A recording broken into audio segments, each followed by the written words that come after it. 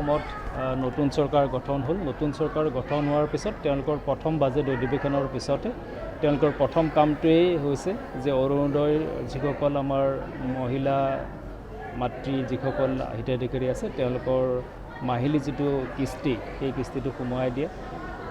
আৰু মুখ্যমন্ত্ৰী মহোদয়ে ক'লে যে 4খন জিলাৰ অৰুণোদয় হিতাধিকাৰীসকলে 2500 টকাকৈ পাব আৰু বাকীখিনি 35খন জিলাৰ বাকী যিখিনি জিলা আছে তাত 1100কৈ পাব আৰু 150 টকা বান সাহায্যৰ কাৰণে এইটো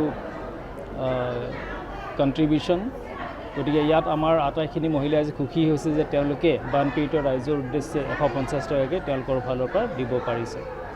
আৰু আজি ইয়াতে 2টা ৱাৰ্ডৰ আমি এই ৱাৰ্ড সভাখন আছিলে আৰু ইয়াতে 714গৰাকী অৰুণোদয় বেনিফিচিয়াৰী আজি উপস্থিত আছিল আৰু তেওঁলোকৰ একাউণ্টত ইতিমধ্যে 1100 টকাকৈ সোমাই গৈছে।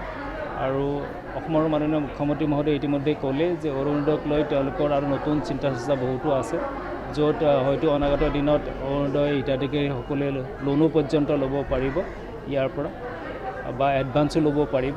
গতিকে আমি নলবাৰী জিলা প্ৰশাসন আৰু আমাৰ নলবাৰী পৌৰসভাৰ পৰা আমাৰ অসমৰ মাননীয় মুখ্যমন্ত্ৰী ডক্টৰ হিমন্ত বিশ্ব শৰ্মা, বিত্তমন্ত্ৰী জয়ন্ত মল্ল বৰুৱাদেৱক ধন্যবাদ জ্ঞাপন কৰিছোঁ যে গোটেই অসমৰ লগতে নলবাৰী জিলাৰো বাইদেউসকলক এই সুবিধাকণ দিয়াৰ বাবে। যিকোনো খবৰৰ বাবে যোগাযোগ কৰক 9181 307 221 আমাৰ এই নম্বৰত।